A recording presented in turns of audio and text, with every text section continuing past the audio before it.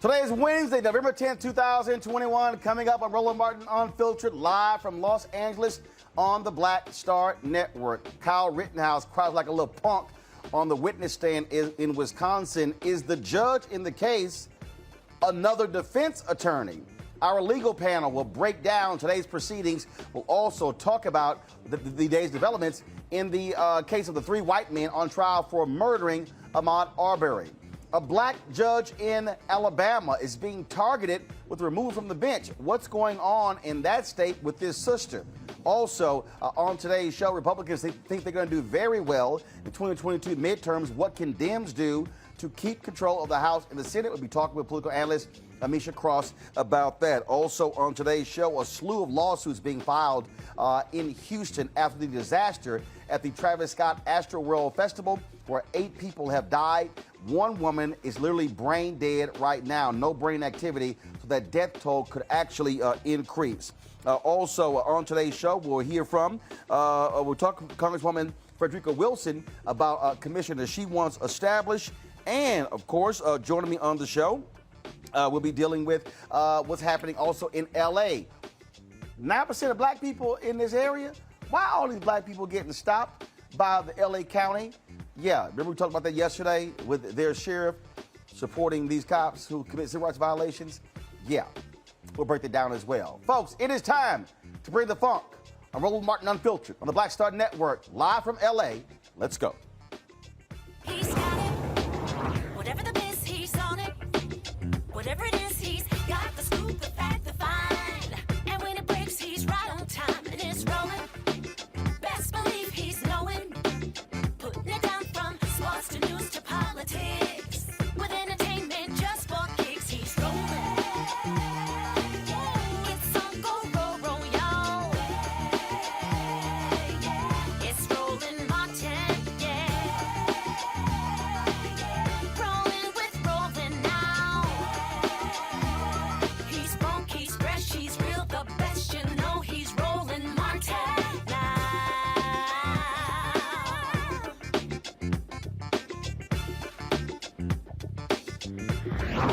Martin! Keep the music going.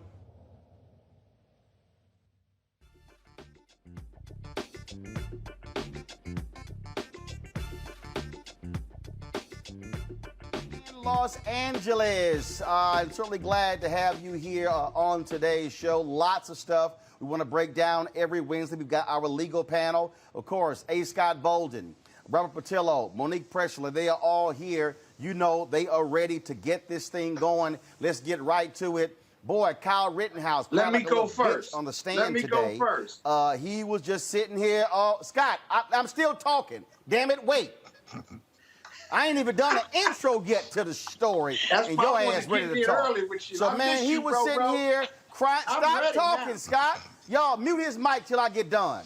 Kyle Rittenhouse going on the stand today, y'all. He's sitting here whining and crying. You got the judge. He's sitting here admonishing the prosecutors. He's acting more like a defense attorney than an impartial judge. And so here's a video, again, of Kyle Rittenhouse on the stand. He is the young white man who killed 2 folks in Kenosha, Wisconsin, AR-15. Of course, he traveled to a neighboring state to so-called secure the city. Watch this. To go in a northerly direction? I wasn't. Describe what happens. Once I take that step back, I look over my shoulder and Mr. Rosenbaum was now running from my right side. And I was cornered from in front of me with Mr. Zeminski. And there were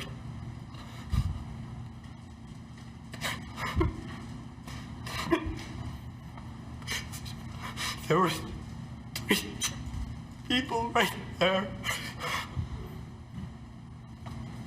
Take a deep breath, Kyle.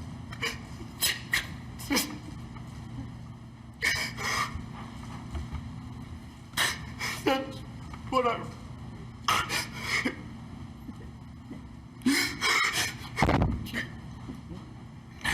That's what right, run. We're going to just take time for our break anyway. You can just relax for a minute, sir. We're going to take a break about 10 minutes, and please don't talk about the case during the break. Read, watch, or listen to any kind of trial. But he kept chasing me. It didn't stop him. Mr. Rittenhouse, you're telling us that you felt like you were about to die, right? Yes. But when you point the gun at someone else, that's going to make them feel like they're about to die, right? That's what you wanted him to feel. No. You wanted him to get the message from you that if you come any closer, I'm going to kill you. That's why you pointed the gun at him, right? I pointed the gun at him to deter him from...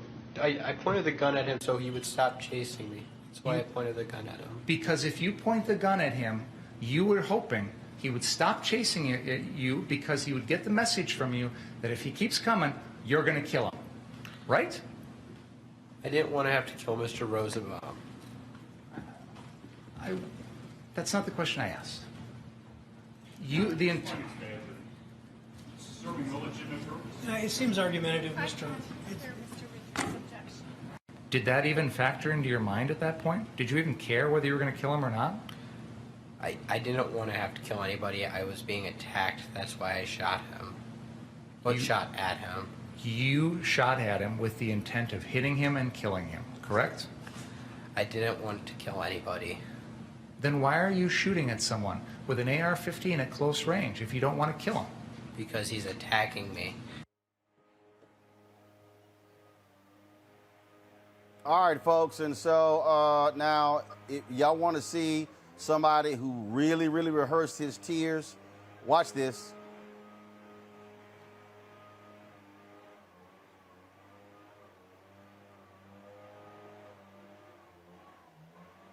My Folks, right okay. side. And I was cornered from in front of me with Mr. Zeminski. And there were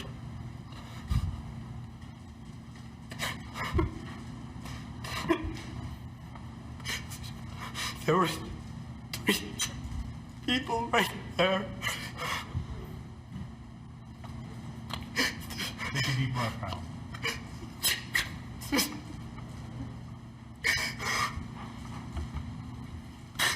That's what I...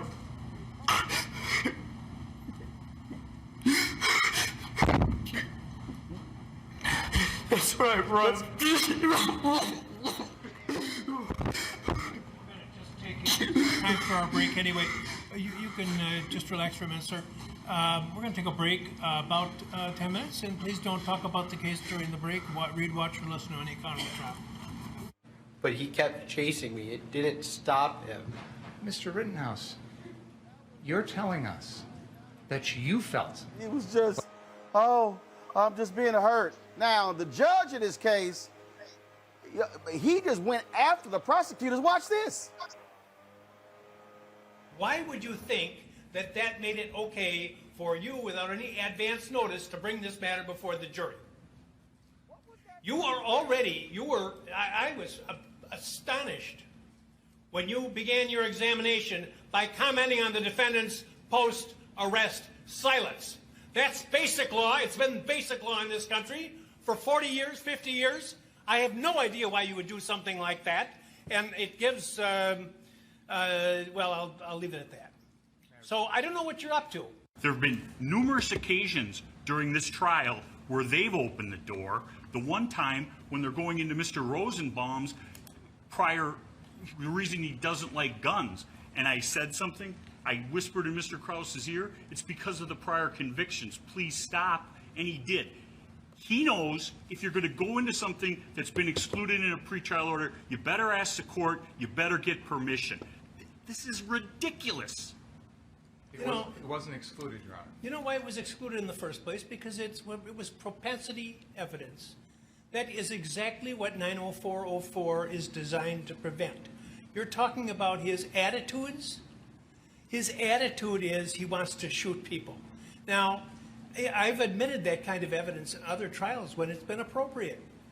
I didn't admit it in this case because, to me, what I've heard in this trial, and by the way, Mr. Richards absolutely correctly points out that just hours ago, I said I had heard nothing in this trial to change any of my rulings. So why? Testimony, Your Honor. Pardon me? That was before the Don't defense testimony. get brazen with me. You knew very well. You know very well that an attorney can't go into these types of areas when the judge has already ruled without asking outside the presence of the jury to do so. So don't give me that. That's number one.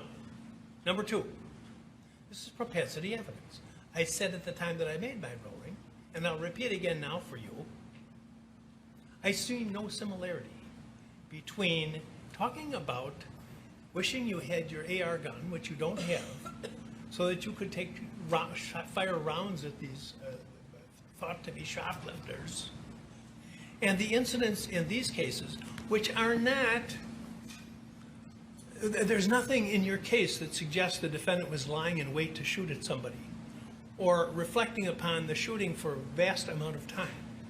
Every one of the incidents involves matters that involve seconds in time. So I commented at the time, I don't see the similarity, and I don't see the similarity now. You have an incident where he's making comments about some alleged shoplifters versus crimes that involve instantaneous actions, whether premeditated murder or whether self-defense. That's for the jury to decide. But I don't see the similarity. I said it couldn't come in, and it isn't coming in, no matter what you think. Number two, I have to be concerned that with what Mr. Richards has said about the progress of the trial, and when you were I said you were over the line, close to or over the line on commenting on the defendant's pretrial silence, which is a well-known rule. I'm astonished that would have been an issue. So I don't want to have another issue as long as this case continues. Is that clear? It is. Thank you. Ask the jury to come back in, please.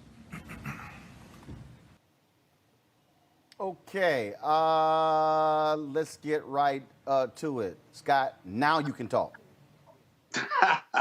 Okay, this is going to be a little complicated. Let's unpack it for the judge, okay? So he makes a pretrial ruling, this judge, and he says that the fact that they had this prior videotape or recording of the defendant Why would you say? Pardon me? Anyway, we're going to unpack it. And so they have this prior recording of the defendant saying, I'd like to take my AR and shoot some people coming out of a store, a completely separate incident.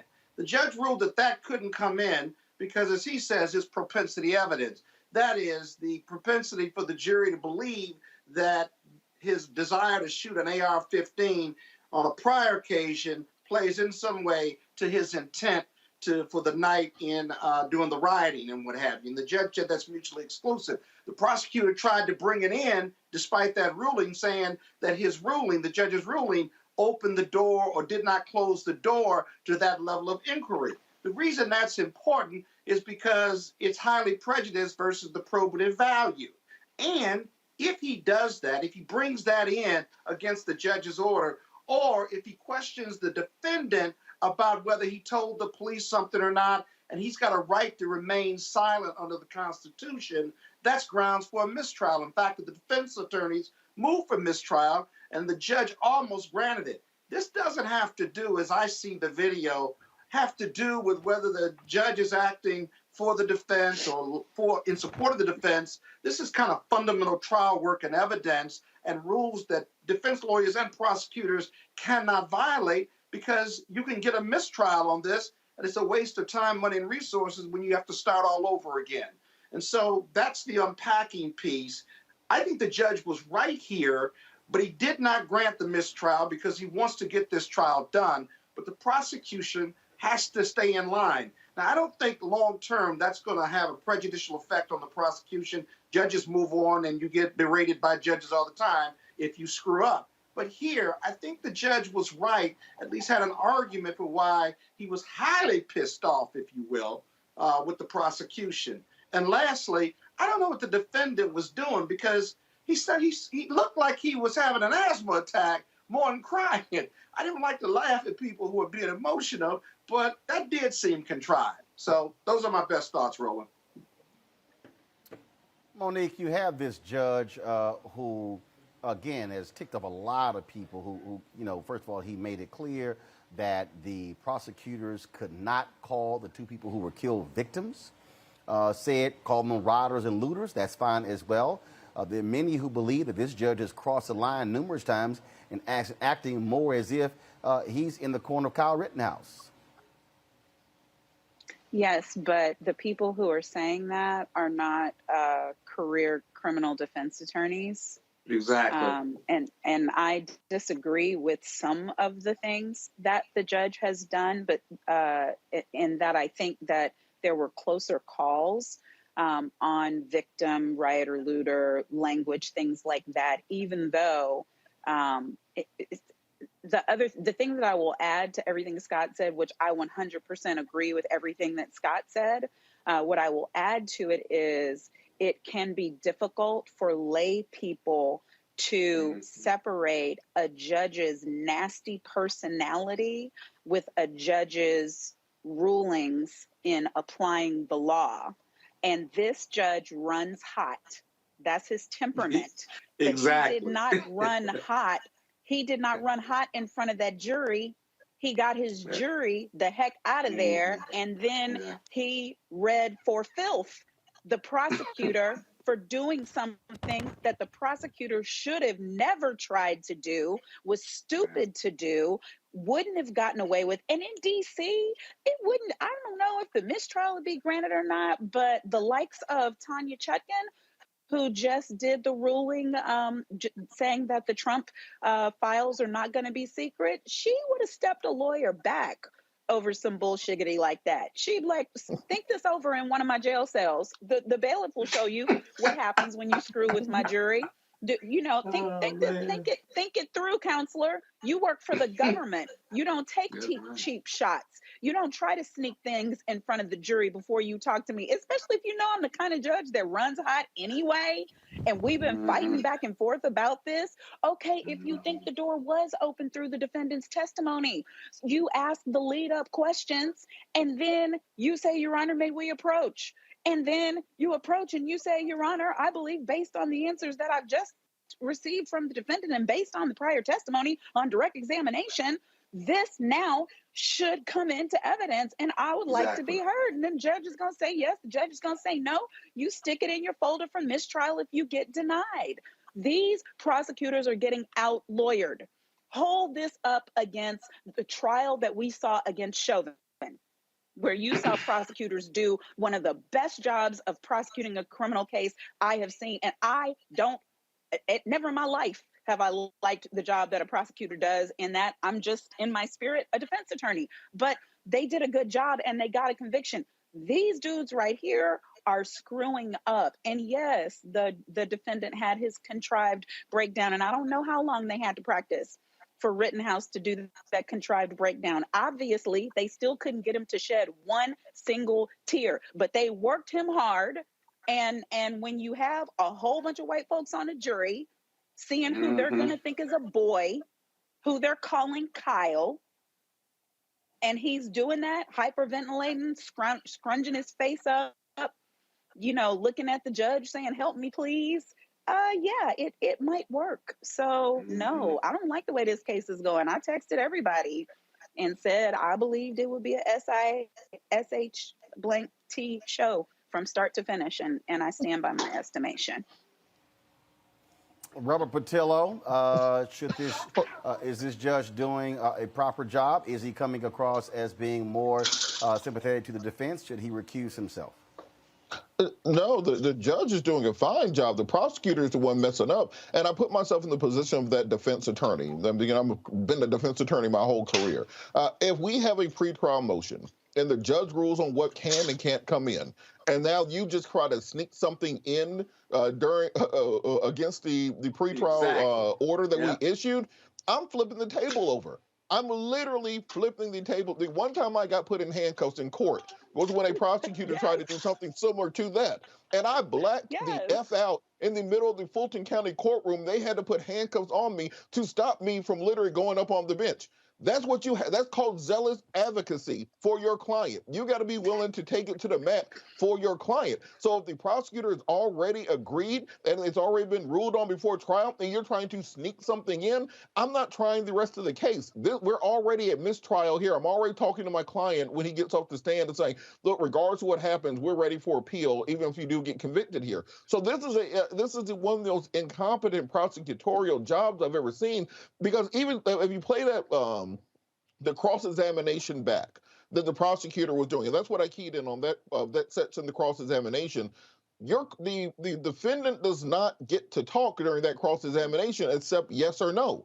So I am testifying for you. I'm basically reading through the facts that happened and shaping them to the way that I want them read out. And you were saying, did you cross state lines? Yes. Did you bring a loaded firearm with you? Yes. Did you have any legal responsibility to be there? No. Did you walk around brandishing an AR-15 in a crowded protest? Yes. Are you a law enforcement officer? No. Do you have any training which allows you to do crowd control or to patrol businesses? No. Did you aim your firearm at an individual? Yes. Did you shoot that individual? Yes. Did that individual die? Yes. Done with my questions. You don't have all this back and forth. Well, You yes. sit down. You don't do all this back and forth. You keep it tight and you get on out.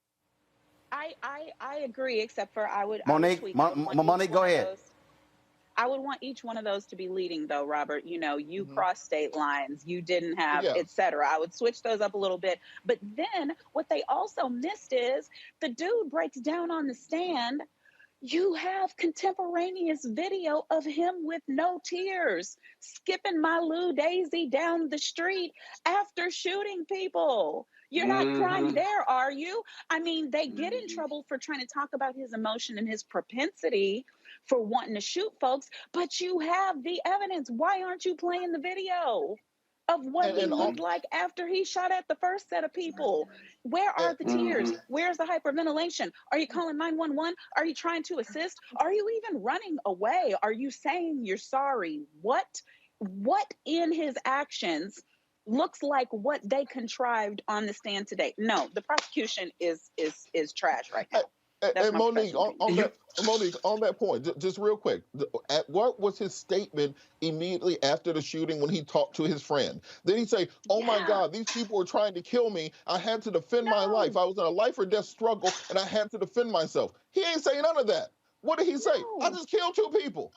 That is what he said. So the prosecution and that his life might be over. And that his life might be over. Exactly. I'm telling you. That was without the lawyers and without being in the courtroom and without the publicity and my ass being locked up.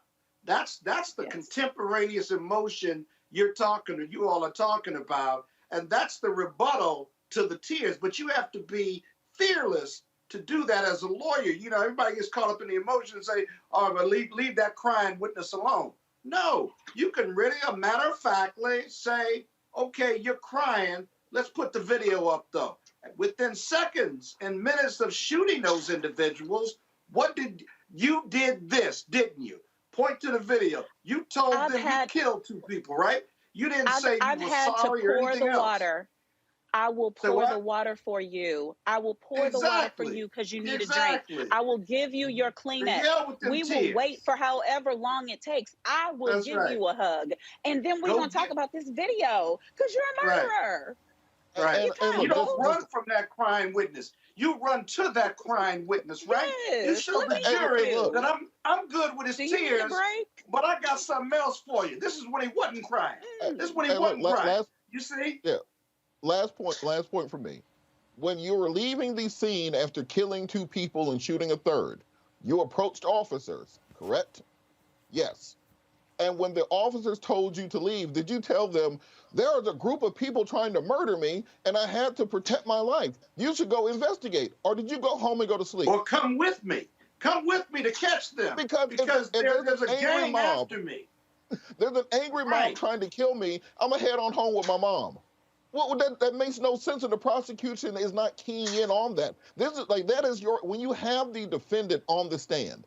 If this rarely happens that you get the defendant testifying his own defense, this is your opportunity to shine. This is your chance to moonwalk all the way around the courtroom. You're supposed to look like James Brown in there. I mean, just tearing him down piece by piece. And this the prosecutor, like he just got out of Mickey Mouse Law School. I'm not quite sure. Well, go ahead, Scott. Here's the problem, though. Okay, and you see this. I see this all over the country because prosecutors don't have as much experience cross-examining witnesses the way defense attorneys do, because very seldom are defendants put on the stand. They have to put their defendant on the stand because they need his testimony. They can't get it from anywhere else, and there are a lot of risks associated with that vis-a-vis cross-examination. But the prosecutors aren't really good at cross-examination because they don't do a whole lot of it. And you're seeing this manifestation across, but not one of any level of experience or expertise. The issues we're raising, when you put your cross-examination together, you ought to be thinking and raising those issues months before, because you know this moment is a possibility, and in this case, a probability. And they lost that war. The whole case is about this guy, this defendant, and he took the stand. This is the moment. You have to win that moment. Now, you might still win the case, maybe, but there's a lot of self-defense, powerful self-defense evidence that came in through the defendant. And I got to tell you, many of the other witnesses, we haven't talked about those, Roland, the other witnesses who were the victims, the victim that survived, and some of the other people who observed all this, they either gave conflicting testimony or they gave testimony that really helped both sides. That's the real killer issue, because the jury is going to have to sort through that, and reasonable doubt, if you've got a reason to doubt it, that's reasonable doubt. And the defense and the witnesses for the prosecution have given a lot of reasonable doubt or evidence that's going to make the jury struggle. If the jury struggles, they're going to come up with a defense verdict and a not guilty verdict. So the prosecution has to rally. They've got some time, but you don't know how many defense witnesses there are going to be. There may not be any more after that. And then you've got to put on a closing argument like you've never done before to convince the jury to choose your story and not the defense story in this case. We'll see. And Scott, just kind of touching on that previous witness. All right. Well, just last point, Roland. No, Robert, go ahead. Final comment. Touching on that previous witness, the individual who was shot and survived, as the prosecutor, you have to protect your witness. You got to object. You got to break that cycle. You can't just let him get up there and get turned into circles. And you make sure you prep him to say, yes, I had my gun as I was approaching Mr. Rittenhouse because he had an AR-15 and was walking around stalking people out trying to defend the rest of the crowd. They just let that entire opportunity go, and now conservative media is running around saying, see, told you it's justified. So the level of incompetence is hard to even understand, and the magnitude of this failure, if he does get acquitted, lies directly on the state. Yeah, you gotta prep that witness to fight the defense cross. Scott, which part of final comment don't you get? Oh, I didn't hear that final. I thought you were going to go back around. I said, Robert, final comment on this topic. God, I miss you, Roland. You miss me? I miss you. Going to a break, folks. Stop talking. Going to a break. When we come back on Roland Martin Unfiltered, we'll talk about what's happening in Alabama, also dealing with Dems trying to figure out what they're going to do to hold on to the House and the Senate. You also have Republicans passing all of these gerrymandered laws as well. We'll talk with the political analyst Amisha Cross about that. Lots of stuff to cover on Roland Martin Unfiltered, broadcasting live from Los Angeles on the Black Star Network. Back in a moment.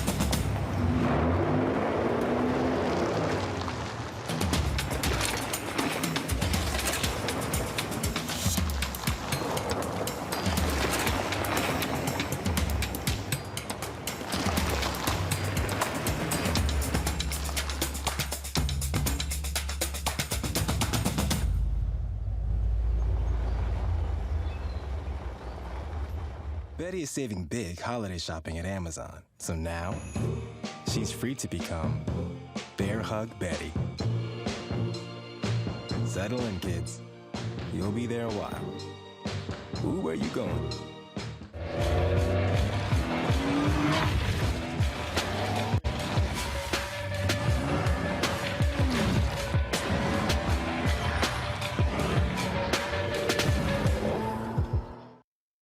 Hey, what's up, everybody? It's Godfrey, the funniest dude on the planet. Hey, I'm Taj. I'm Coco. And I'm Lily. And we're SWV. What's up, y'all? It's Ryan Destiny, and you're watching Roland Martin Unfiltered.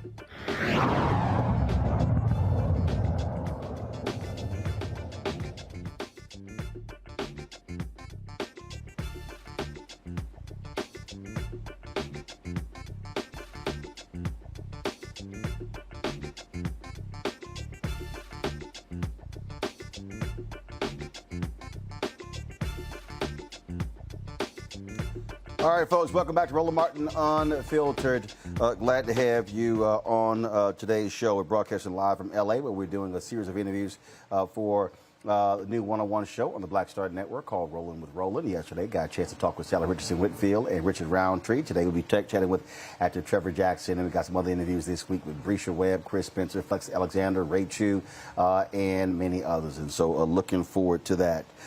Folks, on Monday, President Joe Biden plans on signing his $1.2 trillion infrastructure bill. They're already touting this is going to be a bipartisan signing ceremony, but you still have folks who say more needs to be done for the poor in this country, for the needy in this country, for African Americans as well. Those things are happening. Plus, you also have the January 6th Select Committee dealing with the MAGA rioters on that particular day. And so a number of things we want to talk about in addition to this commission that Congresswoman Frederica Wilson has been working on. And so let's go to her right now. She hails from Florida. I'm sure she is rocking one of her signature cowboy hats. Glad to have her back on Roland Martin Unfiltered. Congressman Wilson, how you doing? Okay, how are you, Roland? Good to see you. Oh, we got the red cowboy hat today. Okay, so I take all the Deltas out there. Real happy to see you in that one. But I want to ask you several different things before we start talking about your commission on the social status of black men and boys. And that is, you had all of this back and forth between progressives and moderates, Republicans doing what they do. And there are some who say progressives should have never agreed to this $1.2 trillion bill if they didn't get family leave and some other things as well. Are you happy with this compromise that was signed? I am happy with the compromise that was signed. It is more than we have ever had. This is transformational. Transformational. So we have a big tent in the Democratic Party. We have, in the Republican Party is basically white men. In the Democratic Party, you have all kinds of people that represent the entire nation. So we have to take into consideration as to what we're doing and how we legislate. And so I think it is a wonderful bill. It's going to do so much. And I don't want people to start talking about child tax credits. I call it Social Security for children. Every child today get $300. If you're under 17, if you're under 6, you get $350 a month. So we need to talk about that, and we're expanding it in the Build Back Better bill. So I think it's wonderful. I'm kind of a little disappointed that we lost free community college, but I would have lost it anyway because it was going to go to the states, and the governors in red states had to match money. Everybody had to match money. California and New York already has free college, and all of our red states, they weren't going to match any money for free community college. So we'll catch that on another run. But I am elated and excited to pass that bill. Yes, I am. Homelessness, housing, you name it, it's in the bill. So it's a lot of stuff that's in the bill, but Democrats have, let's be honest, have been failures at explaining what's in the bill. When you look at these people around the country who say they're concerned about education, but said nothing about the billions of dollars the Democrats have passed to reopen schools for COVID, things along those lines. We talk about Republicans are running around calling this bill communism as well. Yet, Senator Mitch McConnell has talked about that this bill is going to be a godsend for his state of Kentucky.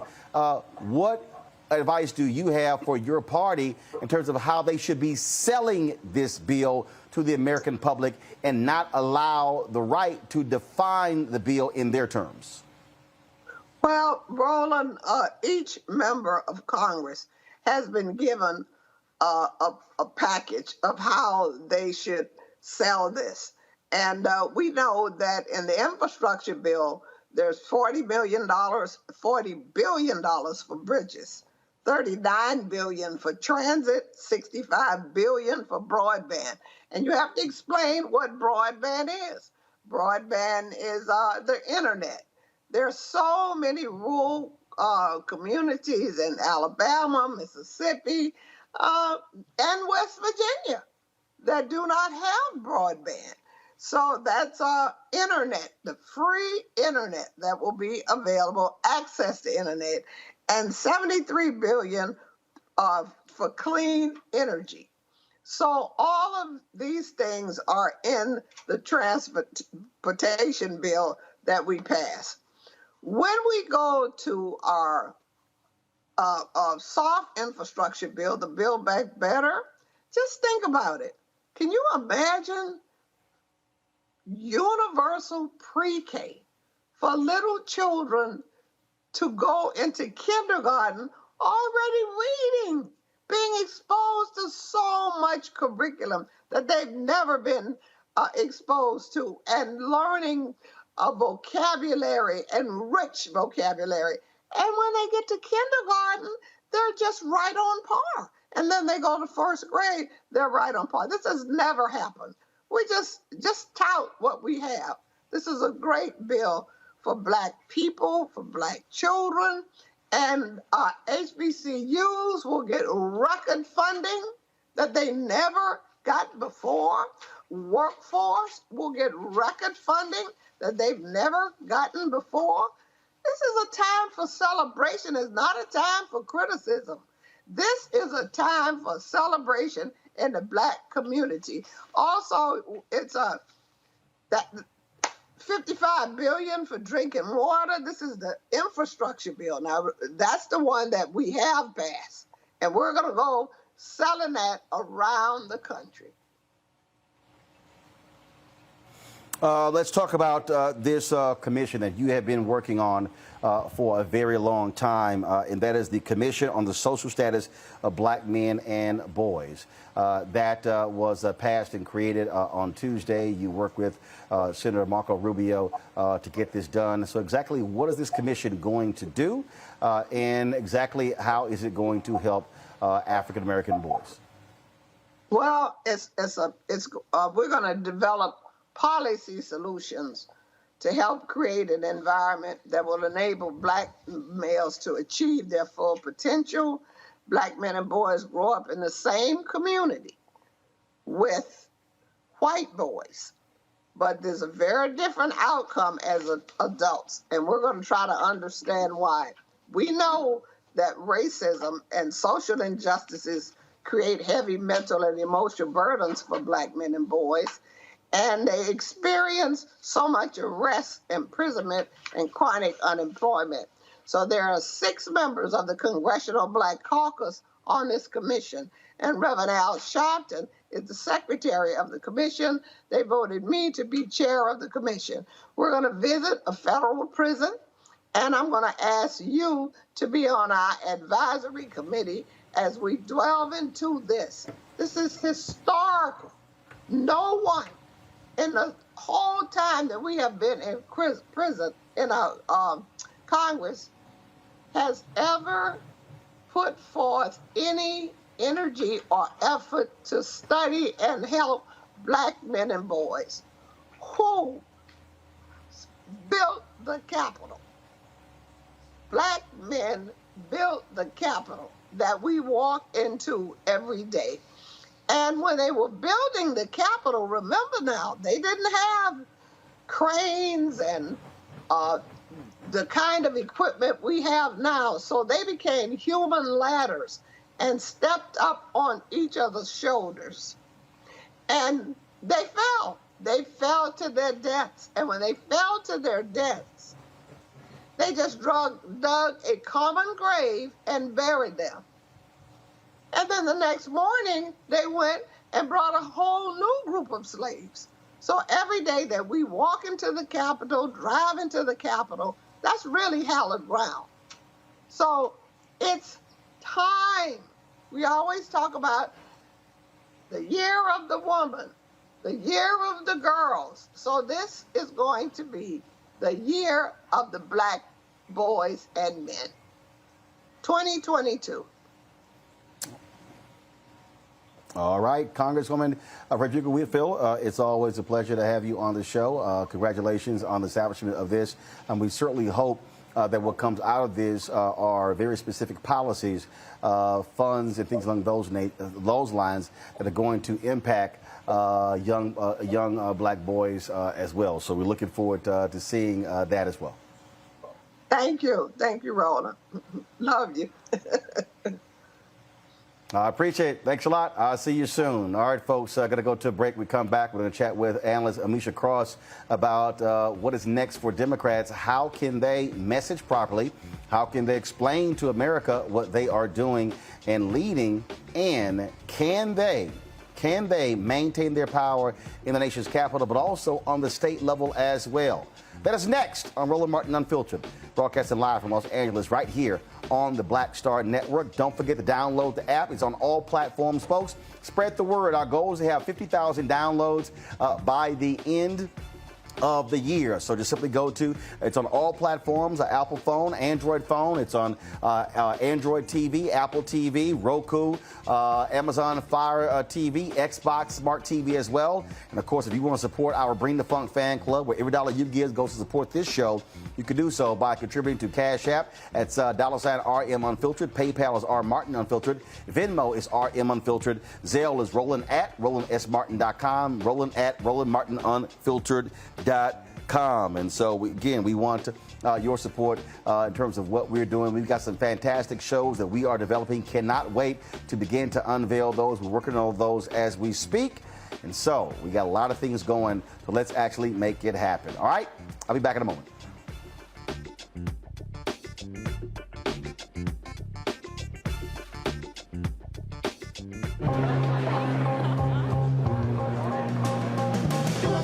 Are the stars out tonight?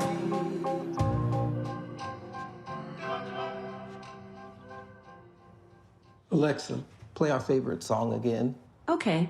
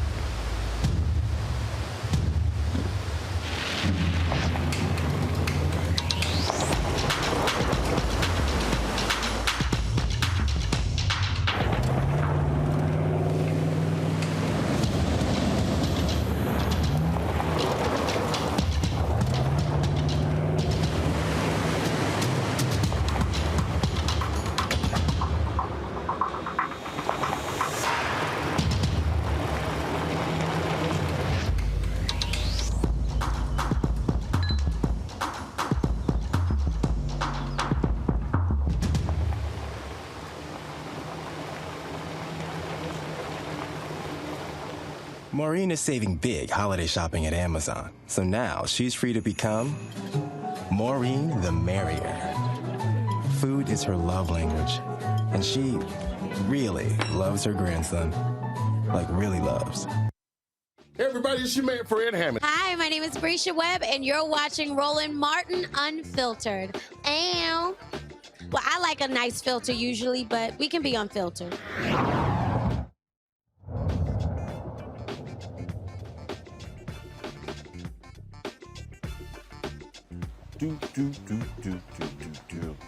All right, folks, welcome back to Roland Martin Unfiltered.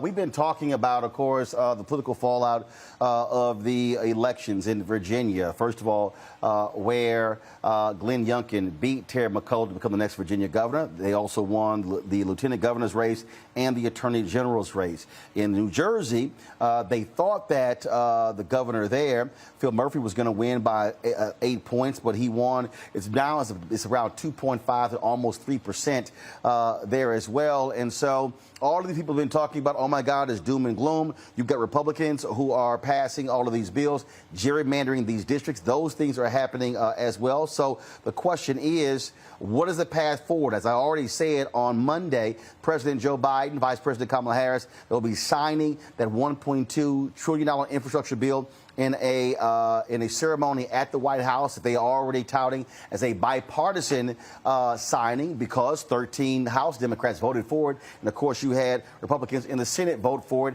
as well. Already, Senate Minority Leader Mitch McConnell has talked about how that bill is going to be a godsend for Kentucky. And so the question is, how do Democrats use this effectively communicating with the public? Joining us right now, political analyst Amisha Cross. Amisha, glad to have you back on the show.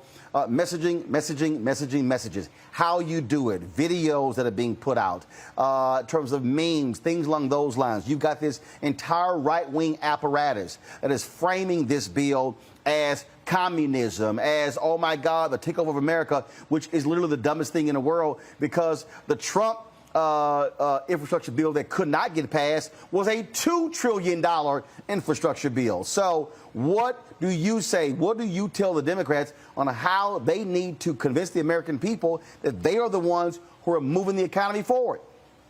Exactly, Roland. And part of this, I think, is preaching a lot of what you just said. What we're looking at is a Republican apparatus that is extremely strong when it comes to communication.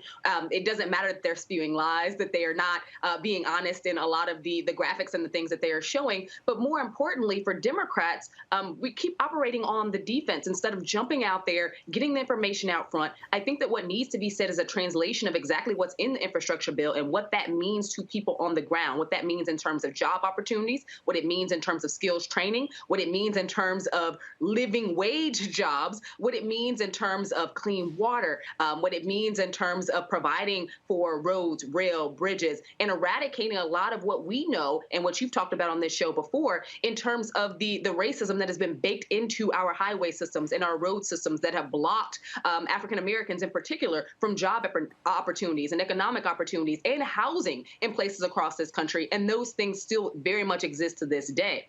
With that being said, I also think that what we saw Joe Biden do today, for instance, going to Baltimore, touting the importance of this infrastructure bill, this has to happen across the United States. It has to happen in red states. It has to happen in blue states. It has to happen in purple states. They also need to partner with local businesses and organizations. They have to partner with Black chambers of commerce. There has to be conversation with the individuals who help drive and push for the final vote. We know that that came from the Congressional Black Caucus. We know that the Divine Nine played a very significant role in this, and they have to play a significant role as we continue to roll this out as well. And I say that, Roland, because at the end of the day, the Democratic Party is its most willing and most participatory group that gets them to the finish line is Black people. And one of the reasons why we saw such a grave loss in Virginia is because we did not see Democratic appeals to Black voters. If you really want to ensure that there's going to be a finish line that Democrats are going to be able to maintain seats and gain seats during the midterms,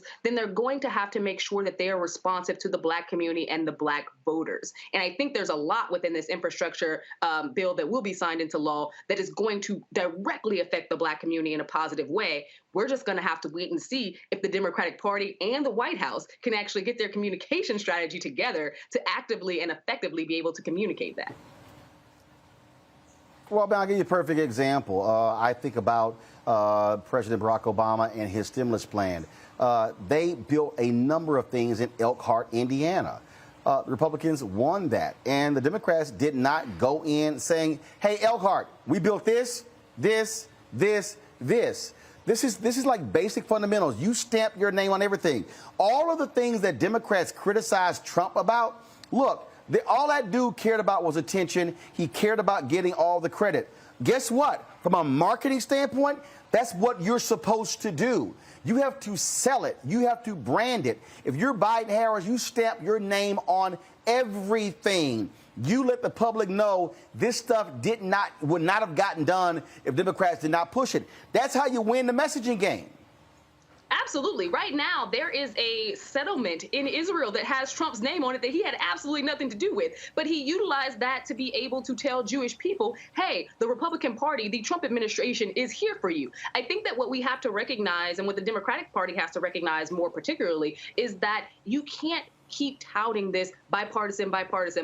You pull people along by their teeth to ensure that you would get some of those votes. But at the end of the day, Democrats were the ones who designed this. Democrats need to go into the states across this country, again, whether they're red states, blue states, whatever, because this infrastructure bill that is going to be law is going to help Americans. It doesn't matter whether those Americans voted for Joe Biden or they did not. This is going to help Americans writ large, and they're going to have to sell it, and they're going to have to remind people of it, and they're going to have to put their stamp on it. They're going to have to be everywhere and consistently talk about this. Every single week was infrastructure week, and we never saw an infrastructure bill. We never saw an infrastructure law get passed while former President Trump was in office. But he talked about it every single week. We finally have something when it comes to infrastructure that the American people have been fighting for the past 4 decades. And it's going to be up to the Biden administration and his acolytes to get out in the streets and have this conversation and ensure that people know what's going on, ensure that his name is on everything, and that these conversations are happening so that people will not forget. It is imperative because the midterm elections are next November. At the end of the day, we all know that Americans have very short memories. It is what it is. You're going to have to keep pressing this as much as possible. Job gains, what that means for states, get out there, have those conversations, be full frontal, because if Republicans were doing it right now, they would take the credit and they would be running with it and running circles around anyone else. Scott. Hey, Amisha, good seeing you again. You know, one of the things that makes the Republicans so powerful in their marketing and branding is they've got a television station called Fox News that's just dedicated to it. And it makes it easier for them to do that. And I know there's some progressive left news stations or cable stations, but none that are so profoundly over the top for Democrats that are unabashed about marketing and branding Democratic initiatives. How do the Democrats rebut that new Fox News channel when they're doing the marketing and branding and the wins that the Fox News channel won't get them for? They'll couch it as a Republican win, if you will. But what more do the Democrats need to do? Because that's a publicity machine for Republicans and Trump that just never stops giving. You're absolutely right. Fox is literally an arm of the RNC and the Republican Party. That's not news, and that's what they operate as. There is not that equivalent on the liberal side at all. And I think that, as you said, that makes things very difficult. But there are some avenues where Democrats can really make inroads. We saw a lot of those movements with.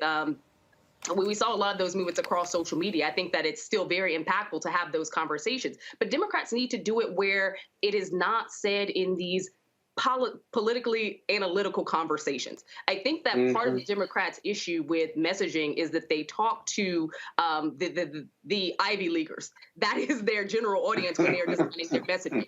And that really, really hurts them because the average American, you know, be it as it may, newspapers are written on the 7th grade level. The average American is down to the 3rd grade level. Yeah. They're going to read things in small sound bites. 4th grade. And it has to be illustrated. Yeah. Yeah. No, I appreciate it. I agree with you. I don't think Democrats have honestly figured that point out yet. And that was one of the problems with getting people on board with the infrastructure package to begin with. It was not written in the speak where people understood how it would actually help them. And I think that that's one of the things that we really have to do. We have to see it in local newspapers. We have to see it in local radio. We have to see it on local news. There has to be conversations within these community groups. We talked about the affinity groups. There has to be people like the National Urban League and the urban leagues at the local level. There has to be those organizations that are also carrying this conversation out in the community. We've seen clergy members do it as well. This has to be a multilateral partnership between the administration as well as those on the state and local level who are going to be trusted messengers throughout the community. That's the only way you're able to combat a cycle that's 24/7 like Fox News happens to be. That's right. You know, Amisha, I also all right, think then. Amisha, may I ask another question, Roland? Go ahead. I'll be quiet. I also think the Democrats, with these two separate bills, it was just very confusing at the fourth grade level. What was in each bill, what the House was doing versus the Senate, and that's complicated to break down at the fourth grade level. And so I think that was another issue that was misleading and confusing about this great work they did on the infrastructure bill. It was, and I'll agree with you there. There was so much conflict around what was in one versus what was in the other, as well as why they weren't originally joined together and what was going to be parsed out and what was going to be left, what was left in the bills in general after Manchin and Sinema kind of decided what they were going to stand by and what they weren't. But in addition to that, I think that because there seemed to be, or at least the mainstream media, focused in on these rifts between liberal members of the party as well as moderate members of the party, instead of focusing in on the fact that Republicans never really even came to the table, it really set a stage for Democrats in general, because it looked like Democrats were a lot more fractured than they happened to be when Republicans weren't even coming to play ball at all. Well, again, that's what happens when you allow the process story to dominate. Amisha Cross, we surely appreciate it. Thanks so much. Thank you. All right, folks, we come back. Some breaking news. There's a settlement in the Flint water crisis. We'll tell you about it and how much we're talking. It's hundreds of millions of dollars. That is next right here on Roland Martin Unfiltered, broadcasted live from Los Angeles on the Black Star Network.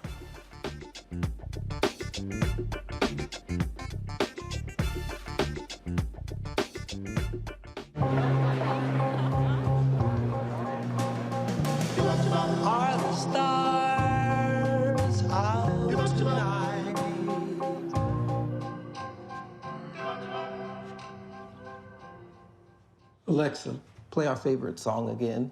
Okay.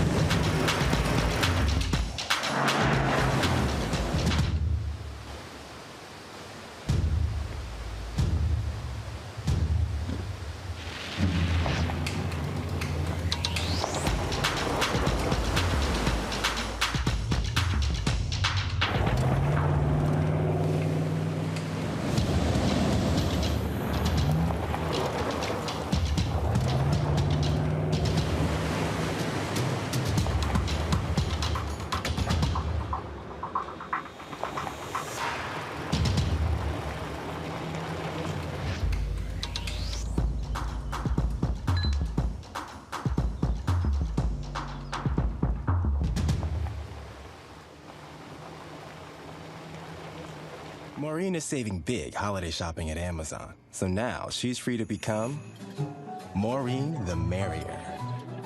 Food is her love language, and she really loves her grandson. Like, really loves. Hi, I'm BB Winans. Hey, I'm Donnie Simpson. What's up? I'm Lance Gross, and you're watching Roland Martin Unfiltered.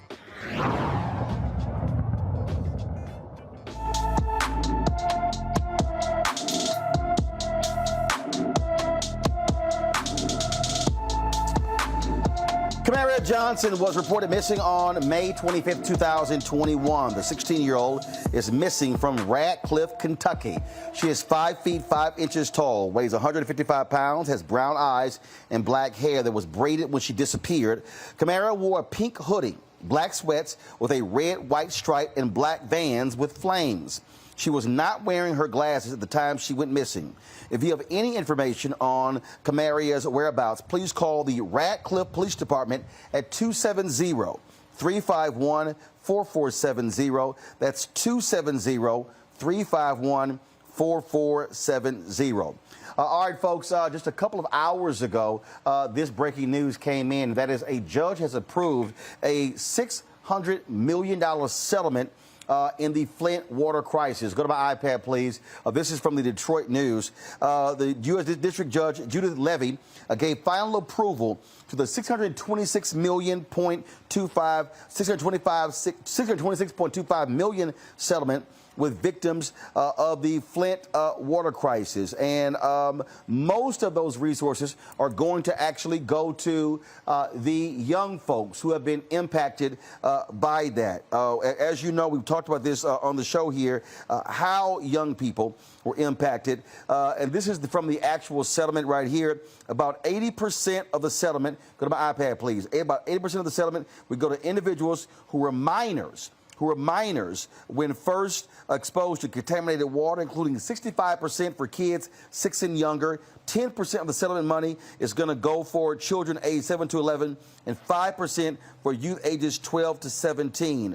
All of the minors will get a share of the settlement. Some will get a greater amount depending on the extent of their injuries. And so that's what's happening in their case. Again, $626.25 million settlement in the Flint water crisis. And so hopefully, and again, we're talking about that's going to go on for quite some time. Now, here's also from the rest of the deal. Of the remaining roughly 20% of the settlement, 15%, go to my iPad, 15% will go to adults with injuries sustained in the crisis, 3% for adults with property damage, 0.5% for economic losses to businesses, and 2% for special education services. About $35 million will be set aside in a trust fund for, quote, forgotten children, those in foster care or others who may not have an opportunity to apply for compensation. Those individuals can apply for compensation from the fund when they reach the age of 19. And so that breaking news out of the state of Michigan. And so we're certainly glad to hear that. Let's talk about, folks, the case of Julius Jones in Oklahoma.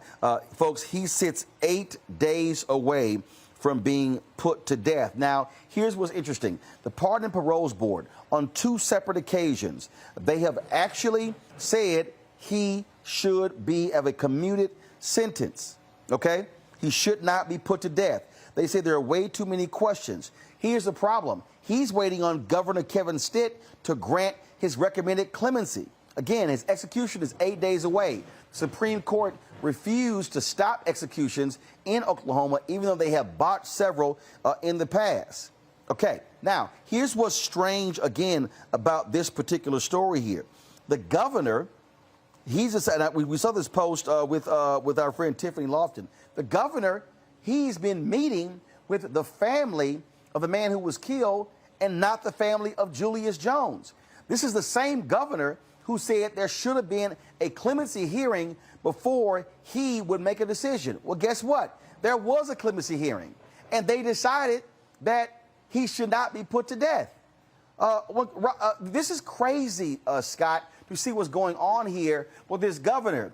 Okay, he says, okay, you know what? I'm not going to make a decision. There should be a clemency hearing. Guess what? They vote again.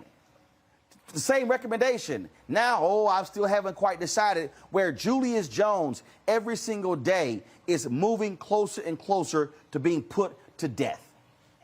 Yeah, I think the optics are bad on this, but I also think the governor certainly has an obligation or an opportunity prior 8 days and within these 8 days to consult with the family, not to decide based on what the family tells him, but to get a bunch of information and to listen and to render a determination. That determination, it would be unusual for the governor to turn down or reject the clemency board's recommendation.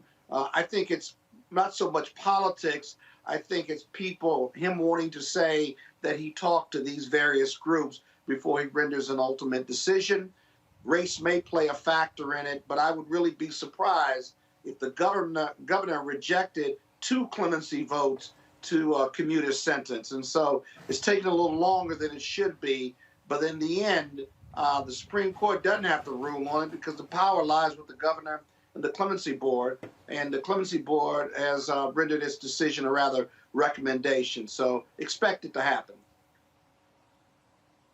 But here's what's so crazy here, Robert. The governor made this big deal out of, no, I don't want to have to sit here, make a decision. We should have the board have a full clemency hearing. They had a full clemency hearing. They heard from the family. They heard from the prosecutors. They heard from Julius Jones' attorneys, and they voted 3-1 again, recommending his sentence be commuted to life in prison, the possibility of parole. Governor Kevin Stitt, what the hell are you doing?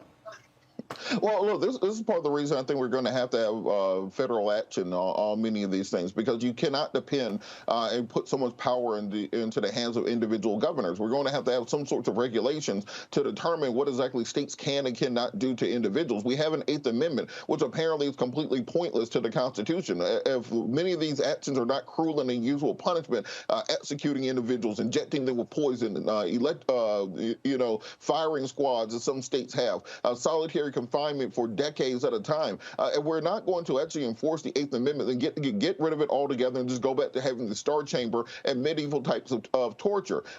This is one of those places where I think the social justice movement has to go next.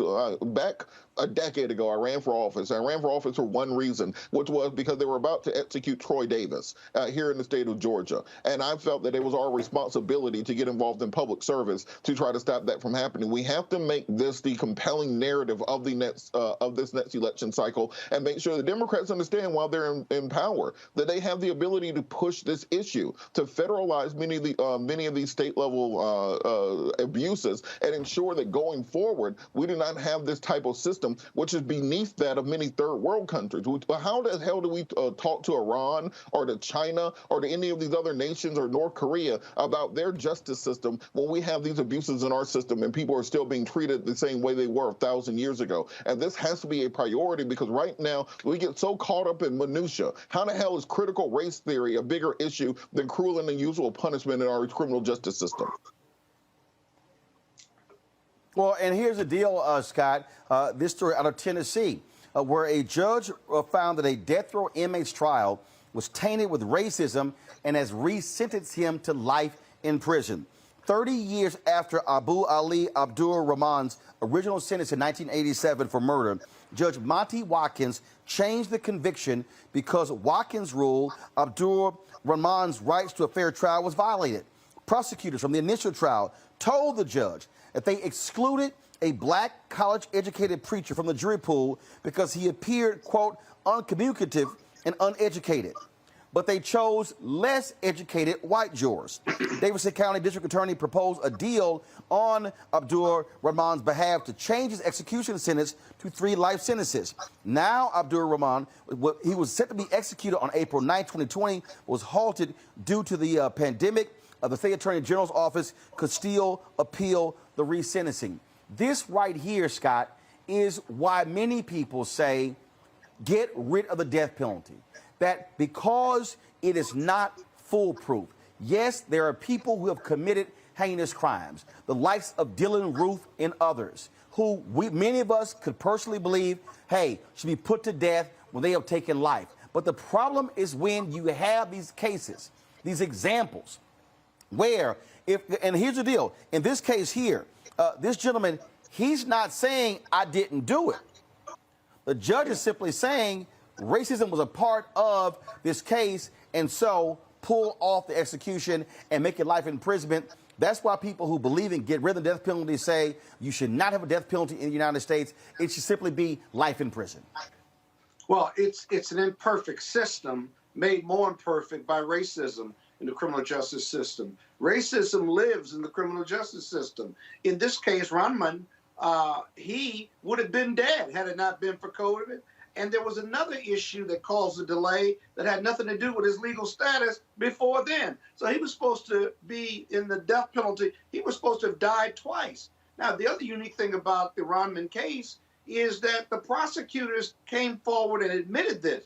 Very often, like in the Jimmy Gardner case, the prosecution didn't concede anything, and they lied and they had their witnesses lie. Here, the prosecution stepped up and said, we violated the jury rules and we violated his due process rights and how we picked the jury. I don't know whether it was before Batson v. Kentucky or afterwards, but so you had this admission and the judge agreed with them. Now, in the Ronman case, there's an issue where the government may appeal, that somehow the judge doesn't have the authority to change it from the death penalty to life imprisonment. That's the other part of the story, that nobody knows what the outcome will be, but it's not over yet. And so if the prosecution appeals the judge's ability to do this, which makes no sense whatsoever, you might be looking at a legal appeal that could put him back in life jeopardy or even legal jeopardy. So this is a case, Roland, we need to come back to and watch it closely. Again, it's so many folks, when you talk about these cases, Robert, that greatly impact African Americans. When you look at these death penalty cases, it's typically black people who are the ones on the receiving end of being unjustly sentenced to death, having their sentences commuted or even being released from prison for crimes they simply did not commit. Well, Roland, to that point, Barry Scheck in the Innocence Project does great work on this, but there's no way for there to be enough of them to fight these cases. And this is why I'm going to go back to that point. We need to be having federal action on cruel and unusual punishment in our criminal justice system. There's absolutely no compelling state interest in killing people.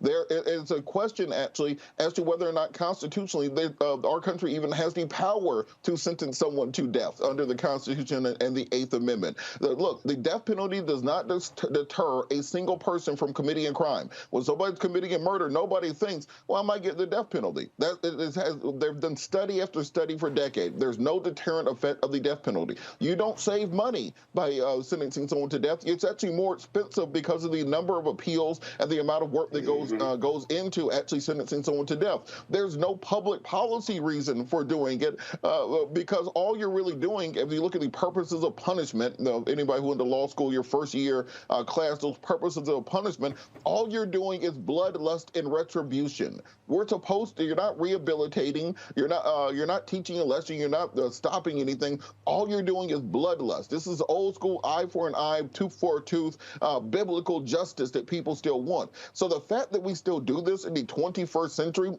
there's a spaceship getting ready to take off later on tonight to take some space astronauts to the space station. You cannot have a spaceship going to outer space and still be killing people in the same country. We got to revise this, and we have to get this on the political agenda. There's no reason that Ted Cruz will be tweeting about Elmo and Big Bird, and we're not taking the killing of individuals by the state as a larger issue. Yeah. Not perfect. Folks, let's talk about the cop who, of course, fired the fatal shot that killed Breonna Taylor. He wants his job back. Miles Cosgrove made his initial appearance before the Louisville Metro Police Merit Board. Next month, during a 5-day hearing, he will try to convince the panel why she should be reinstated to the force. The board will make a decision on January 5th, 2022, exactly 1 year from the day Cosgrove was fired from the police department. It was Taylor, a black EMT who was asleep in bed with her boyfriend, Kenneth Walker, on March 13, 2020, when 3 undercover Louisville cops burst into her home firing weapons. And so we will see what happens with that story. Also, folks, Vice President Kamala Harris, she has been meeting in France with the president of France as well as other officials on a tour there with one of our allies. This is a video that the White House actually put out.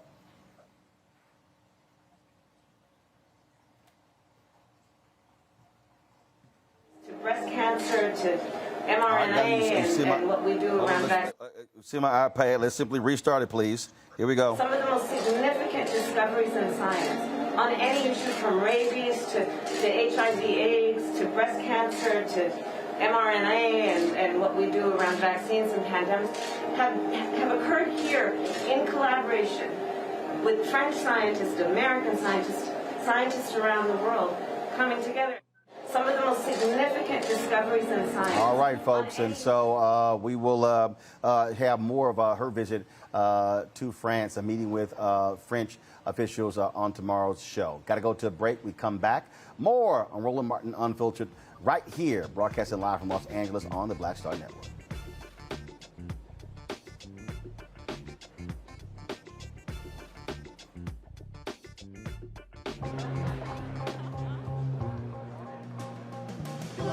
Are the stars out tonight?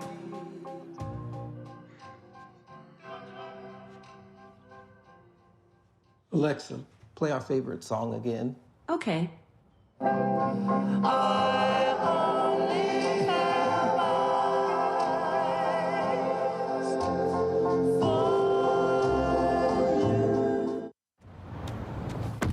Oh, that spin class was brutal. Well, you can try using the Buick's massaging seat. Ooh, yeah, that's nice. Can I use Apple CarPlay to put some music on? Sure. It's wireless. Pick something we all like. Okay, hold on. What's your Buick's Wi-Fi password? Buick Envision 2021. Oh, you should pick something stronger. That's really predictable. That's a really tight spot. Don't worry. I used to hate parallel parking. Me too. Hey.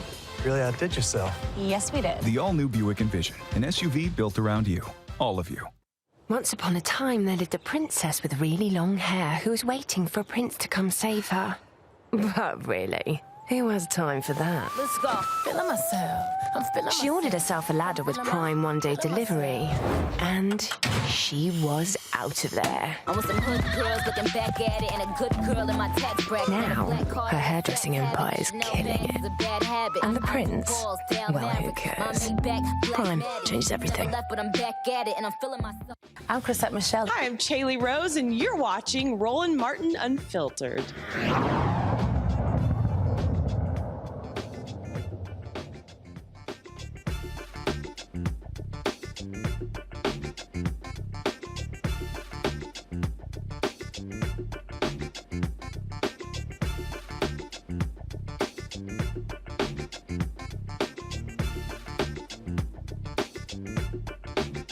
Welcome back to Roland Martin Unfiltered. Let's go to Georgia, where the three white men on trial for killing Ahmaud Arbery continues. The man who called police to report Arbery inside a house under construction testified today, and he gave jurors a new perspective of what happened moments before Arbery was chased down by these three white men. Watch this. February 23rd, has been to the house multiple times. And that's what I said on the call, but it might have been the heat of the moment. And, you know, I can't say who it was, that guy, or just someone that looks like it's what I probably meant to say. Okay, so you didn't know who that male was standing in the yard when you looked down Jones? No. But to you, he looked like the guy you had seen in the video. Right. And you knew that this guy who you saw in the video had actually been to the house not just that one time, but a bunch of times. Right. Again, you didn't know if it was the same guy, but it was enough to pique your interest to walk down Jones. Yes, sir. Okay. In fact, you tell the Glenn County non-emergency number he's been caught on the camera a bunch before at night. That's what you said in the call we just heard. That's what I said, yeah. Okay. It's kind of an ongoing thing out here. It had been. From that guy. Or at least the guy I can't say it was that guy, just somebody that fit that description. Okay. So you felt like this guy had been there before, you saw a video of it, and he's here again. Or at least you suspected he's here again. I suppose. Okay. And that's what you told the police? Yeah. He came down Jones and then went down Satilla. Right. Is that the same way that Mr. Arbery had run? Yes. What'd you find? I saw a police car, saw Mr. Arbery laying on the street. I saw Miss Greg and Travis there. What did you do? I stopped and went home. As you know, it's kind of a shocking scene, you know. And did you ride your bicycle back home? I did.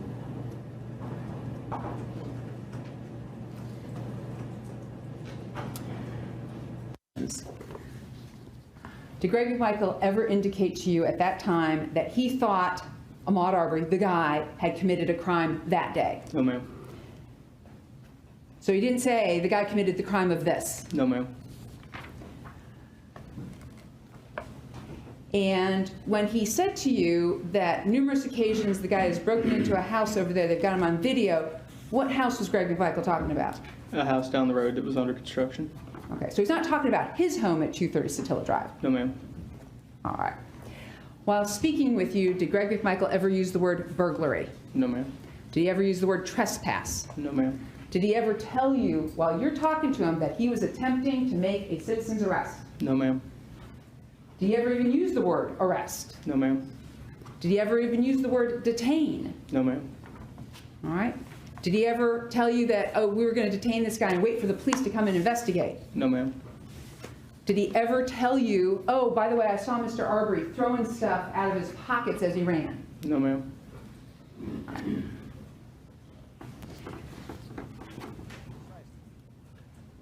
All right, at this point, you've pivoted away. Do you spend some more time at the scene? A little bit, yes. All right. And what did you do then for the rest of the day? Did you stay at that scene or did you leave that scene? No, ma'am. Once our investigative division. What's his name? The one who owns this house. Now, when you say the one who owns this house, what house are you referring to? The house that was under construction a few doors down from his home. Okay. And what was his answer to you? I have no idea. Never met him. Never met him. Okay. What is the next question that you asked Greg McMichael? Did this guy break into a house today? And what did Greg McMichael say in response from line 8 to line 13? Well, that's just it. I don't know. That's what I told what's her name out there. I said, listen, you might want to go knock on doors down there because this guy had just done something that he was fleeing from. And I don't know, you know, you might have gone, he might have gone in somebody else's house. Okay. Or somebody's house. Here's what's so crazy about this case, Robert. You hear, well, he did something. We don't know what he did. Right. We don't know what it took. He was right. But it was something. Why in the hell are you chasing somebody and using lethal force when there's no reason whatsoever? I think as this case goes every day, it's just, to me, now granted, you never know what these juries are going to do, but another nail in a coffin of what the hell were y'all chasing this black man for? And look, Roland, I've tried cases against Lisa before, the prosecutor right there. Compare that cross-examination. And I want people at home, take that clip right there and compare it to the cross-examination in the Kyle Rittenhouse case to see the difference. Do you see how she had a list? She said the sentence, yes, no answer, no. She says the sentence, yes, no answer, yes. No narrative responses, no. Well, what did you have for breakfast that day? Oh, well, why'd you let the guy hit you in the head? None of that. That is how you do a cross-examination. That is how you, they say, pin somebody to the cross on cross-examination. That's how you make sure that the point gets across. In the same way you came away with a completely different interpretation of guilt or innocence because of the way she conducted that cross-examination versus the Rittenhouse case is exactly what the juries will see in that case. If you had that same prosecutor down there in Glenn County, Georgia, from Cobb County, up there in Kenosha, Wisconsin, you will probably have a very different case taking place because that's how you're supposed to do it. And now it's allowing people to see exactly why it's important to have competent prosecutors in these cases. But Robert, I hate to do this to you. She was doing a directive for a police officer. But your point is correct. Yeah, the same point, same. She was doing the direct, same point, same idea. Same Take your point. list, go through it. Yeah. Right, and she had a list that she was checking off, and you and I wouldn't even have a list. We'd probably have some cliff notes or words on a card or something. But you're absolutely right about that. But this is the bizarre. This is what the jury's never going to be able to get around. And for the defense, what were they chasing him for? He was seen at an unconstructed or a house under construction. He didn't take anything. Maybe he just liked to go to the house. I don't know. He ran and was jogging. And again, this is such white privilege and racism. If he were white, would they have taken off chastening? No. They would have said, that's Jimbo jogging every other day or something. But because he's black and they don't see us as human beings, these good old boys get in the pickup truck with their shotguns because he's black, he's young, he's big, he's dangerous, and he had to do something because otherwise, why he running through our neighborhood like that? I mean, this is just blatant racism and white privilege. And so then this kid is dead. They shot him because they cornered him, and then he grabbed the shotgun in his defense. In all of these cases, there's this negative narrative, and the shooter is driving the negative narrative. And now they're on their defendants, and they want the jury to then cloak them with all of these protections to say it was self-defense, whether it's Rittenhouse or these good old boys on Arbery's case, that I had these protections. But the question is, but for you, the defendants, and but for your guns, right, the victims would not have been killed. There would be no incident. There would be no arrest. But for you and your reckless and criminal conduct. There is no defense to that if you're driving that negative criminal narrative. It'll be interesting to see what the juries do, but this is all negative behavior by the defendants that I don't think either one ought to be able to get around, Roland. I just really don't. And Scott, to that point, I want people to understand this.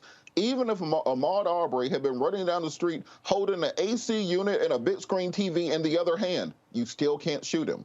He's still innocent too. He's still innocent. So even if the McMichaels had thought or had proof that he had committed a crime, guess what? Even under Georgia's old self-defense law, that is still not justification to use lethal force to stop a property crime. That's just not the way. Even the law has now been repealed, but even the old law, it wouldn't have been justified under that. So I think in this case, you never know what a jury is going to do. You don't like to call things early, but it's going to take a hell of a defense argument to get around some of these facts that have come out during the prosecution's case in chief. Or better yet, watch this. All Let's right, say folks. you caught him and you didn't shoot him. What are you gonna do? You're gonna interrogate him? You're gonna rope him up? You don't have anything on him. He's running. He's jogging. You're gonna call the police, and then you're gonna try to convince the police that somehow he's in the wrong place. That's just crime. He was running while black. He was running in the wrong community. And that kid dead now. How you get your arms and head around that in 2021 as a black man in America? America's promise of freedom, justice, and equality, it's an unfulfilled promise by its own people, by white folks who have privilege and don't see us as human beings. It's an awful case, Roland. It's an awful case. It is. All right, folks, got to go to a break. We come back. Wait till I tell you what these 4 Seattle cops who were involved in the January 6th insurrection want to do. You want to know about white police privilege? That's next on Roland Martin Unfiltered, broadcasting from Los Angeles on the Black Star Network. Back in a moment.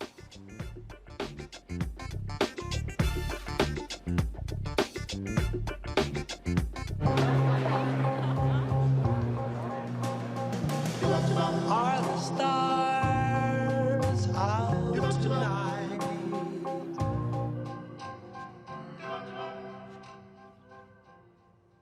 Alexa, play our favorite song again.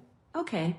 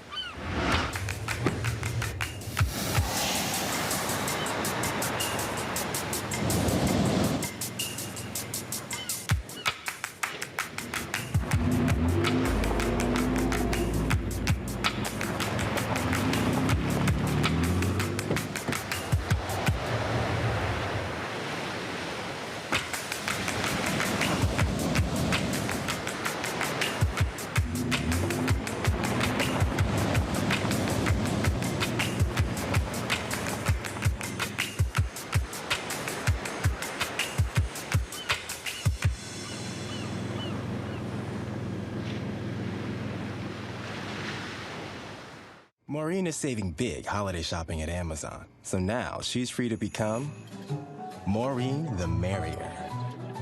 Food is her love language. And she really loves her grandson. Like, really loves. I'm Bill Duke. This is Diala Riddle, and you're watching Roland Martin, Unfiltered. Stay woke.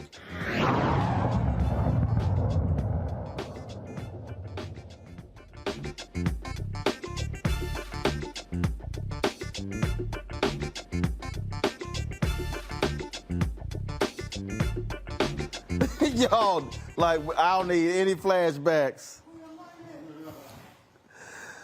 Oh, y'all, welcome back to, y'all supposed to stay on this, y'all supposed to stay on that shot. Why y'all switch so soon? Y'all know I wasn't ready to talk yet.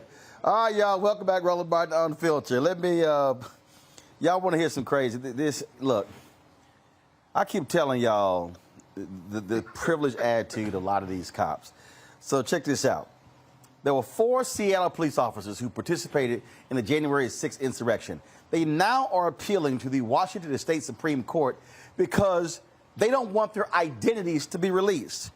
The attorney representing the officers, said the cops had a First Amendment right to attend a political rally, and releasing their names could subject them to potential violence and harassment. You mean like the violence and harassment we're seeing right now? It took place on January 6th against other cops. The ACLU, they filed a Public Records Act request for the city's Office of Police Accountability investigation into the officers' activities on January 6th. They believe the public has a right to know who the officers are. The case will decide if their anonymity is protected under the state's public records law. The court must also decide whether the officers can continue their court filings anonymously. The case was taken under advisement by the High Court and will be ruled upon later. I mean, this is the crazy thing that happens, that keeps happening, Robert, where police officers think and they operate. There are 2 forms of justice. One for them, one for the rest of us. You're absolutely correct. And I think that this January 6th investigation, they've done a very good job of getting to the bottom of some of these lower level people who attended the rallies. And these officers kind of are lumped into that lower level group of people. But I think the focus is going to have to be the folks who are on the other side of that barrier and how we're going to bring them to justice. The police officers, those Capitol police officers who we saw on video opening up the gates and letting people in. They want the Congress members who are escorting people around, showing them around the Capitol prior to it happening. The Congress people who are tweeting out the location of the Speaker of the House and the Vice President for the mob to come murder. Those are the people we need to be getting at. Who paid for all these rednecks to get to Washington, D.C.? Them hotels are not cheap.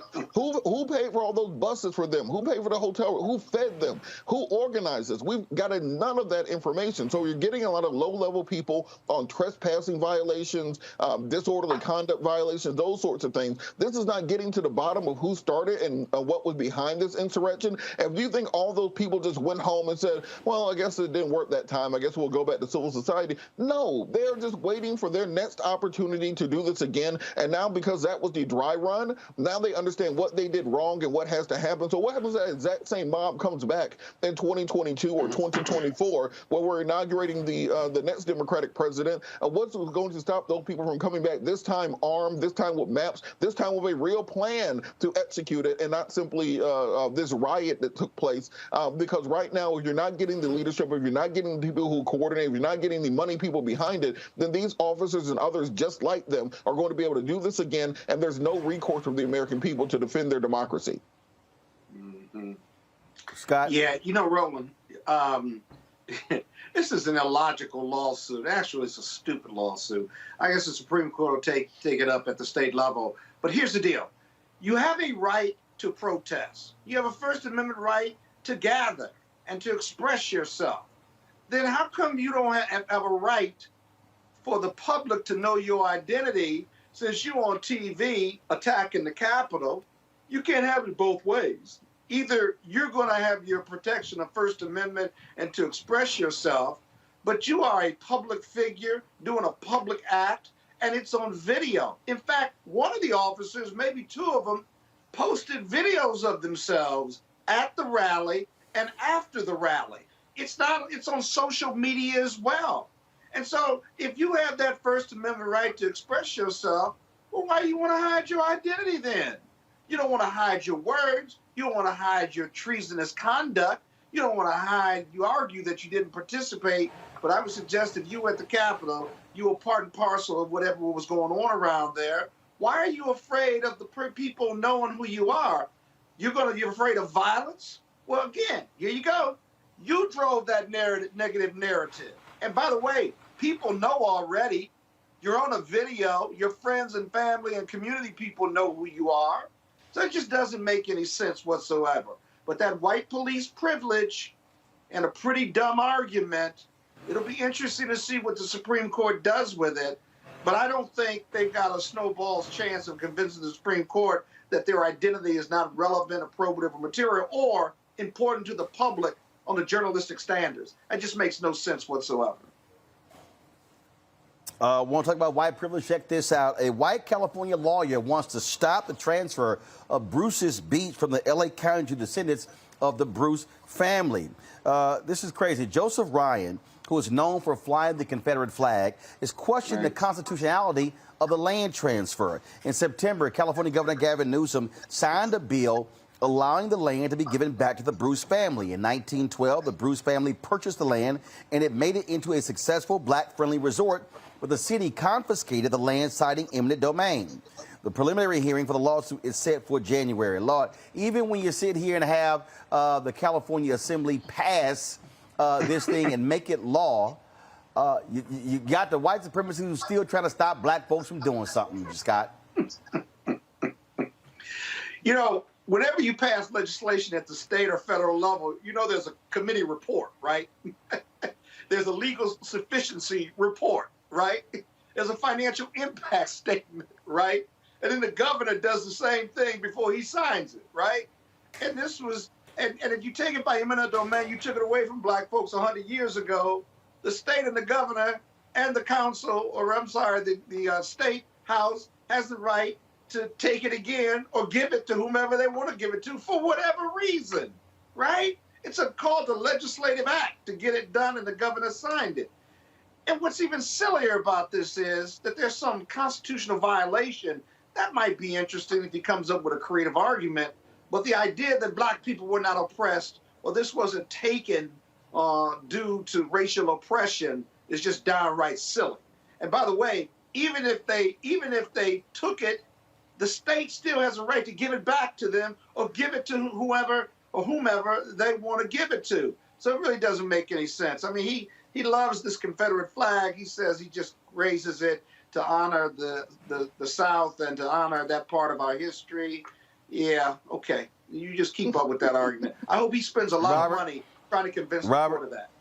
Well, you know, I think this lawsuit is really about trying to. I think this lawsuit is really about trying to stop the proliferation of this nationwide, because for every state, for the most part, has a Bruce's Beach. If you look at Atlanta, you know, right where Lake Lanier is, that used to be Oscarville, a prominent black community. If you look at the national highway system, many states, those highways go directly through black communities, black houses. This is in the 1930s, 40s, 50s, and 60s. So those the railroads too. Yeah, the railroads. Those people's descendants are still alive, and those people will have a claim if so they're trying to use this suit to try to stop this, because if this goes forward, they're going to see people petitioning every state saying, look, y'all put a highway over my house, y'all sank my grandparents' house under a lake, y'all put a railroad and a freight depot over it using eminent domain. There's a point in time in the 80s and 90s where it got to the point they were using eminent domain to build shopping malls and taking away housing to build retail districts for predominantly wealthy people. So I think this is going to be the kind of the tipping of that iceberg, the tip of that iceberg, where we're going to start diving down and seeing how much generational wealth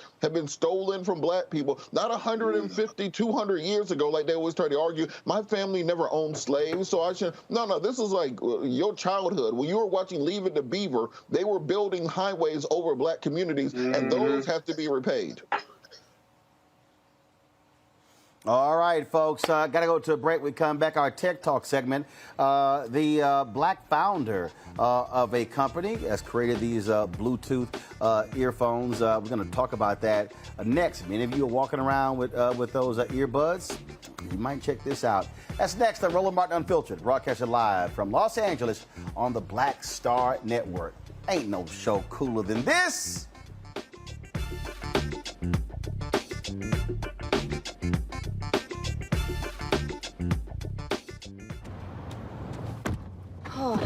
Spin class was brutal. Well, you can try using the Buick's massaging seat. Ooh, yeah, that's nice. Can I use Apple CarPlay to put some music on? Sure, it's wireless. Pick something we all like. Okay, hold on. What's your Buick's Wi-Fi password? Buick Envision 2021. Oh, you should pick something stronger. That's really predictable. That's a really tight spot. Don't worry, I used to hate parallel parking. Me too. Hey. Really outdid yourself. Yes, we did. The all-new Buick Envision, an SUV built around you, all of you. Betty is saving big holiday shopping at Amazon. So now, she's free to become Bear Hug Betty. Settle in, kids. You'll be there a while. Ooh, where you going? Hey, I'm Cupid, the maker of the Cupid Shuffle and the Wham Dance. What's going on? This is Tobias Trevelyan. And if you're ready, you are listening to and you are watching Roland Martin Unfiltered.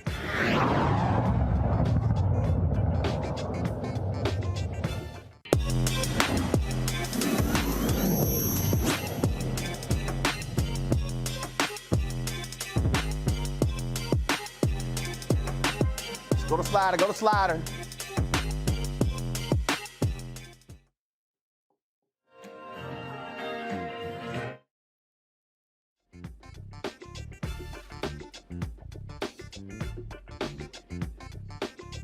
Doing a little something. All right. So I'm always listening to some music during our break. So I'm glad to have y'all back. All right, folks. So every Wednesday we got Tech Talk, where we feature African Americans who are in the tech space. Many of them, of course, you may not know about. That's why we do this segment here. And so tonight's founder has a line of ultra thin wireless Bluetooth in-ear stereos. Sound developed by experts in the music industry. Welcome Orlando Prendergast. He's the founder of Zuka Sound, joining us from Toronto, Canada. Orlando, how you doing? I'm very good, Roland. How are you, sir? Doing great. All right, so I'm a huge music fan. I travel a lot. I'm always looking for a great sound. So tell me about this Zuka Sound. Tell me about these in-ear stereos. What's so great about them? Well, the greatest thing about them is that it's quality. We sourced raw material that we can offer quality for very reasonable prices to our consumers. So aside from that, the sound is very unique. It's got our ZSTS technology, our tuning system that me and a very good friend of mine, we developed. And I just feel like we've got a niche where we can basically bring the studio where these artists spend a ton of time and energy and money in creating that masterpiece directly to the listener's ear. And I think with Zuka, we've done that.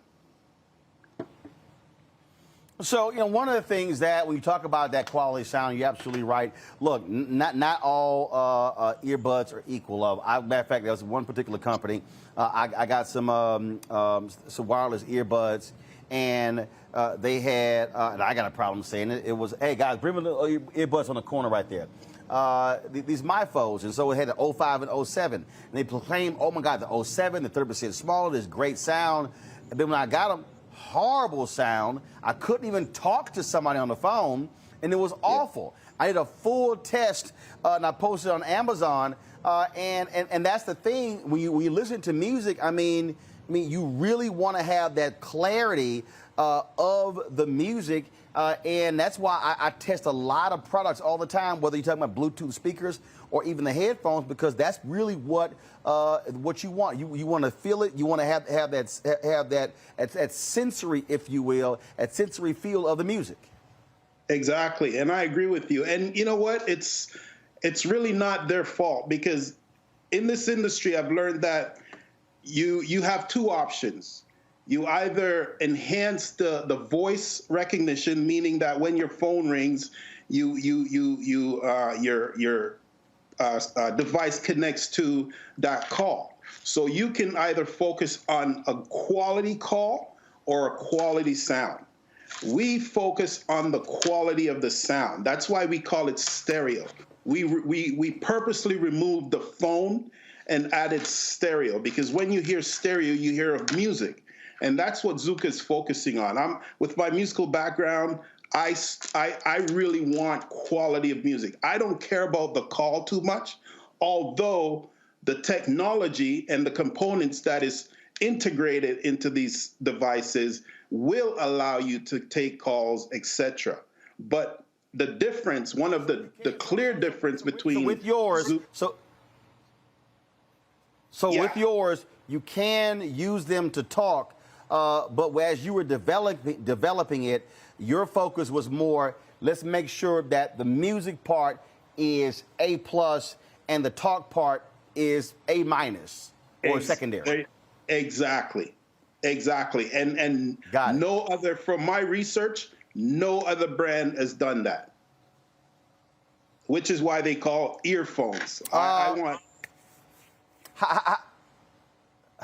First of all, how long did it take you to develop these Bluetooth in stereo phones? 5 long years, man. 5 long years. Wow. Sleepless nights, and loss of a lot of money, because this industry, although I spent 28 years in the music industry, the tech industry was very new to me. It came to me as a dare. And you might know the guy that dare, but I won't mention his name. But I'm sure off air you'll know who he is. He's very well known. He was the guy behind American Idol for the first 10 years in the audio engineering space. But the thing is, I really am passionate about giving quality for the price. I don't care if you pay $300 for a device, but please get $300 worth from that device. And that's really what our focus is, Roland. Questions from panelists. Robert, what you got for Orlando? Could you talk a little bit about it, and thank you for joining us. Can you talk a little bit about the development process, what you did in those 5 years? We've seen a lot of companies recently that have gotten into the tech space, but their development process is taking a flight to Shanghai or Guangzhou or Ningbo, picking up a product off the shelf and put it into a new box. Talk a little bit about how you develop this product and what differentiates it from some of those things on the market today. Right. So I must say, the sole that you see right now, the actual design is not ours. Due to COVID, we have 6 designs that are ours, that are creative, original design. But the sole was a design that was given to me, that was introduced to me by a manufacturer. He was haunting me for years to use this design, and finally, when COVID hit, and due to the computer chip shortage, the global computer chip shortage, and us being the little guy, we were really affected. So my original designs are not yet launched or even produced as yet. But to answer your question, it's a lot. It's a lot, and I've never, my manufacturer, it was in South Korea. I've never taken a trip there, but we've had long nights, Zoom calls, etc. They took my input, they took my instructions, and the process is like anything. You have to have tooling, proper tooling, which you have to create from scratch, which is a lot of financial investment and so forth. And then, you have to search and source the proper components. These components are privy to the public. They're out there. You just have to source the quality that you want. And of course, when you attach quality to anything, you're talking about cost. And so the 5-year process, we've done that. Unfortunately, we tried to launch 3 times prior to COVID.